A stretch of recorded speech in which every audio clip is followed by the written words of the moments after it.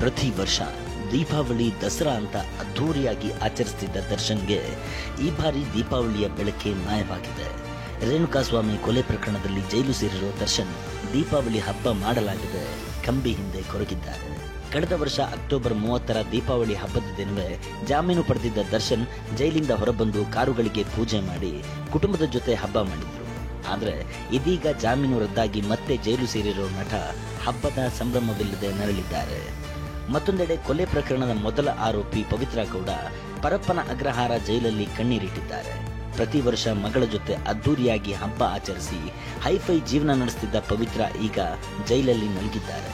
ತಾಯಿ ಮಗಳು ಆಪ್ತರನ್ನ ನೋಡಲಾಗದೆ ಪರದಾಡಿದ್ದಾರೆ. ದೀಪಾವಳಿ ದೀಪದ ಬೆಳಕೆ ನೋಡಲಾಗದೆ ಜೈಲಲ್ಲಿ ಒದ್ದಾಡ್ತಿರೋ ಕೊಲೆ ಆರೋಪಿ ದರ್ಶನ್ಗೆ ಜೈಲಿನಲ್ಲಿ ಸಿಹಿ ತಿಂಡಿ ನೀಡಲಾಗಿದೆ. ದೀಪಾವಳಿ ಹಬ್ಬದ ಪ್ರಯುಕ್ತ ಜೈಲಿನಲ್ಲಿ ಕೈದಿಗಳಿಗೆ ಸಿಹಿ ವಿತರಿಸಲಾಗಿದೆ.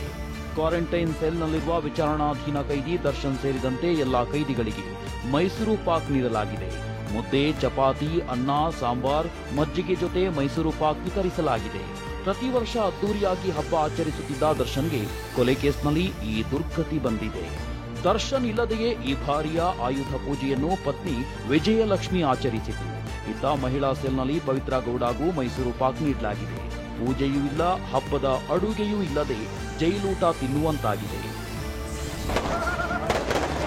ದೀಪಾವಳಿ ಪಟಾಕಿ ಹೊಗೆ ಪ್ರಮಾಣ ಹೆಚ್ಚಾದ ಬೆನ್ನಲ್ಲೇ ರಾಷ್ಟ್ರ ರಾಜಧಾನಿ ನವದೆಹಲಿಯಲ್ಲಿ ವಾಯುಮಾಲಿನ್ಯ ತೀವ್ರವಾಗಿದೆ. ದೀಪಾವಳಿ ಮೊದಲ ದಿನವೇ ಗಾಳಿ ಅತ್ಯಂತ ಕಳಪೆ ಗುಣಮಟ್ಟಕ್ಕೆ ಕುಸಿದಿದೆ. ದೆಹಲಿಯ ಹಲವು ಪ್ರದೇಶಗಳಿಗೆ ಗಾಳಿಯ ಗುಣಮಟ್ಟ ಪ್ರಮಾಣ 700ಕ್ಕೆ ಕುಸಿದಿದೆ ಎಂದು ವರದಿಯಾಗಿದೆ. ಗಾಳಿಯ ಗುಣಮಟ್ಟ ಪ್ರಮಾಣ 0ರಿಂದ 50 ಇದ್ರೆ ಉತ್ತಮ, 51ರಿಂದ 100 ಇದ್ರೆ ಮಧ್ಯಮ, 300ಕ್ಕೂ ಹೆಚ್ಚಕ್ಕೆ ಕುಸಿದ್ರೆ ಮನುಷ್ಯನ ಜೀವಕ್ಕೆ ಅಪಾಯಕಾರಿ. ಇಂಥದ್ರಲ್ಲಿ ದೆಹಲಿಯ ಹಲವೆಡೆ ಜೀವವಾಯು ಗುಣಮಟ್ಟ 700ಕ್ಕೆ ಕುಸಿದಿದ್ದು ಆತಂಕ ಮೂಡಿಸಿದೆ. 3 ದಿನ ದೀಪಾವಳಿ ಇರೋ ಹಿನ್ನೆಲೆ ಗಾಳಿ ಮತ್ತಷ್ಟು ವಿಷಕಾರಿಯಾಗುವ ಆತಂಕ ಕಾಡಿದೆ. ಪ್ರಧಾನಿ ಮೋದಿ ಗೋವಾದಲ್ಲಿ ನೌಕಾಸೇನೆಯ ಜೊತೆ ದೀಪಾವಳಿ ಆಚರಿಸಿದ್ದಾರೆ.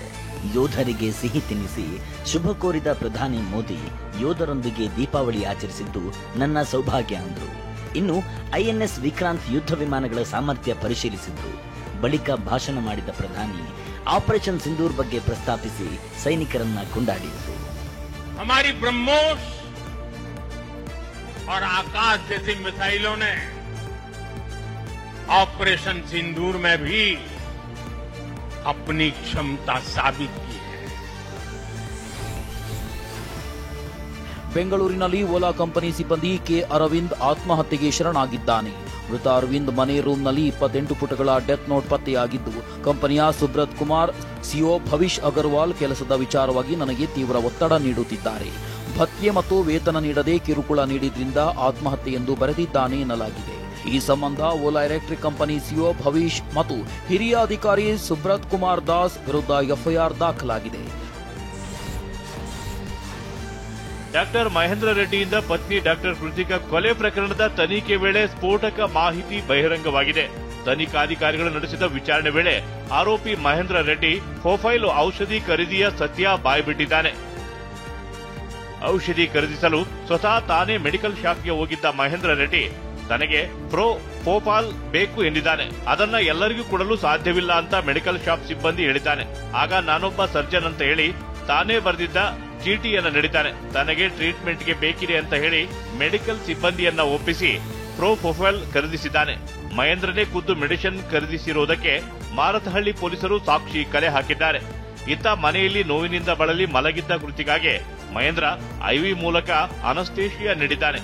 ಇಂಜೆಕ್ಷನ್ ಪವರ್ಗೆ ಮೊದಲಿಗೆ ನಿದ್ರೆಗೆ ಜಾರಿದ್ದ ಕೃತಿಕಾ ಬಳಿಕ ಕೋಮಾಗೆ ಹೋಗಿದ್ದಾಳೆ. ಬಳಿಕ ಕೋಮಾ ಸ್ಥಿತಿಯಲ್ಲೇ ಕೃತಿಕಾ ಕೊನೆಯುಸಿರೆಳೆದಿದ್ದಾಳೆ. ಇನ್ನು ಕೃತಿಕಾ ಸಾವನ್ನಪ್ಪಿದ ವೇಳೆ ಮಹೇಂದ್ರ ರೆಡ್ಡಿ ಕೃತಿಕಾ ಇದ್ದ ರೂಮ್ನಲ್ಲೇ ಇದ್ದ ಎನ್ನಲಾಗಿದೆ.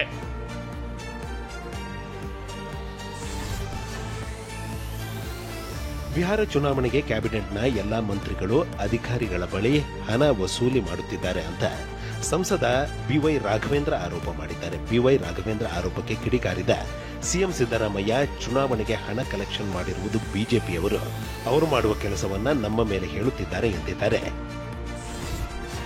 ಬಿವೈ ರಾಘವೇಂದ್ರ ಆರೋಪಕ್ಕೆ ಡಿಕೆ ಶಿವಕುಮಾರ್ ತಿರುಗೇಟು ನೀಡಿದ್ದಾರೆ. ರಾಘವೇಂದ್ರ ಹತ್ತಿರ ಏನಾದ್ರೂ ಇದ್ರೆ ದಾಖಲೆ ಸಮೇತ ಬಿಡುಗಡೆ ಮಾಡಲಿ ಎಂದಿದ್ದಾರೆ. ಇನ್ನು ಕೆಲವು ನಾಯಕರು ಹಿಟ್ ಅಂಡ್ ರನ್ ಮಾಡುತ್ತಾರೆ.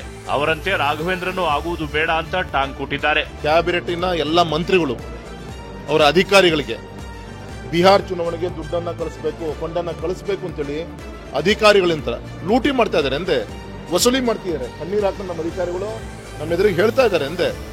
ರಿನ್ಯೂವಲ್ ಅಂತೆ, ಟ್ರಾನ್ಸ್ಫರ್ ದಂಧೆ ಮುಗೀತು, ಈಗ ರಿನ್ಯೂವಲ್ ಅಂತೇಳಿ ಎಲ್ಲ ಆ ಇಲಾಖೆ ಎಲ್ಲ ಖಾತೆಯ ಎಲ್ಲ ಮಂತ್ರಿಗಳು ಇವತ್ತು ವಸೂಲಿ ಮಾಡಿ ಬಿಹಾರ್ ಚುನಾವಣೆ ಅದೇ ಒಂದು ದಂಧೆ ಆಗಿದೆ. ಅವ್ರೇನು ಬಿಹಾರಿಗೂ ಕಳಿಸಲ್ಲ, ಅದು ಎಲ್ಲಿ ತಲುಪಬೇಕಲ್ಲಿ ತಲುಪುತ್ತೆ ಬೇರೆ.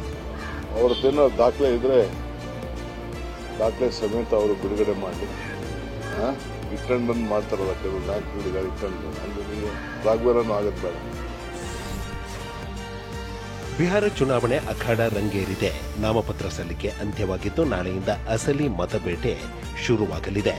2 ಹಂತದಲ್ಲಿ ಮತದಾನ ನಡೆಯಲಿದ್ದು 2 ಹಂತದಲ್ಲೂ ನಾಮಿನೇಷನ್ ಪ್ರಕ್ರಿಯೆ ಅಂತ್ಯವಾಗಿದೆ. ಬಹುತೇಕ ಕಡೆ ಅಭ್ಯರ್ಥಿಗಳು ನಾಮಪತ್ರ ಸಲ್ಲಿಸಿದ ಬಳಿಕ ಆರ್ಜೆಡಿ 143 ಅಭ್ಯರ್ಥಿಗಳ ಪಟ್ಟಿ ಪ್ರಕಟಿಸಿದೆ.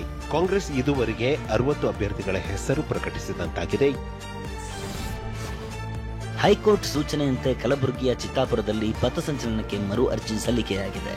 ನವೆಂಬರ್ 2ರಂದು ಚಿತ್ತಾಪುರದಲ್ಲಿ ಆರ್ಎಸ್ಎಸ್ ಪಥಸಂಚಲನಕ್ಕೆ ಅನುಮತಿ ಕೋರಿ ಡಿಸಿಗೆ ಅರ್ಜಿ ಸಲ್ಲಿಸಲಾಗಿದೆ. ಜಿಲ್ಲಾಧಿಕಾರಿ ಲಭ್ಯವಾಗದ ಹಿನ್ನೆಲೆ ಇಮೇಲ್, ವಾಟ್ಸ್ಆಪ್ ಮೂಲಕ ಮನವಿ ಸಲ್ಲಿಸಲಾಗಿದೆ. ದಕ್ಷಿಣ ಕನ್ನಡದ ಪುತ್ತೂರು ತಾಲೂಕು ಕ್ರೀಡಾಂಗಣದಲ್ಲಿ ನಡೆದ ಸಿಎಂ ಸಿದ್ದರಾಮಯ್ಯ ಕಾರ್ಯಕ್ರಮದಲ್ಲಿ ನೂಕುನುಗ್ಗಲು ಉಂಟಾಗಿದ್ದು 11 ಜನರು ಅಸ್ವಸ್ಥಗೊಂಡಿದ್ದಾರೆ. ಅಶೋಕ ಜನಮನ ಕಾರ್ಯಕ್ರಮ ಆಯೋಜಿಸುತ್ತಿದ್ದ ಸ್ಥಳದಲ್ಲಿ ಸಾಮರ್ಥ್ಯಕ್ಕಿಂತ ಹೆಚ್ಚು ಜನರು ಭಾಗಿಯಾಗಿದ್ದರು.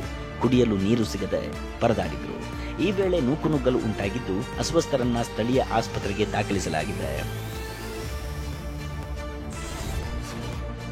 ಬೆಂಗಳೂರಿನಲ್ಲಿ ಟ್ರಾಫಿಕ್ ಸಮಸ್ಯೆ ತಪ್ಪಿಸಲು 103 ಕಡೆ ಬಸ್ ನಿಲ್ದಾಣಗಳ ಸ್ಥಳಾಂತರಕ್ಕೆ ನಿರ್ಧರಿಸಲಾಗಿದೆ.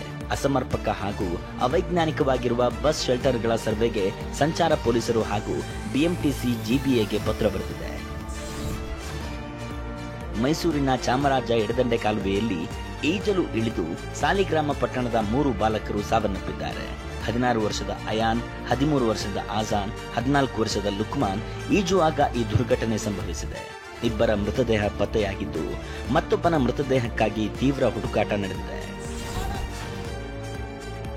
ಬೆಂಗಳೂರಿನಲ್ಲಿ ಚಿನ್ನದ ದರ ಇಂದು ಕೊಂಚ ಇಳಿಕೆ ಕಂಡಿದೆ. ನಿನ್ನೆ 13,086 ರೂಪಾಯಿ ಇದ್ದ 24 ಕ್ಯಾರೆಟ್ 1 ಗ್ರಾಂ ಚಿನ್ನದ ಬೆಲೆ ಇಂದು 13,069ಕ್ಕೆ ಇಳಿದಿದೆ. ಇನ್ನು 22 ಕ್ಯಾರೆಟ್ನ 1 ಗ್ರಾಂ ಚಿನ್ನದ ಬೆಲೆ 11,980 ರೂಪಾಯಿ ಆಗಿದೆ. ನಿನ್ನೆ 11,995 ರೂಪಾಯಿ ಇತ್ತು.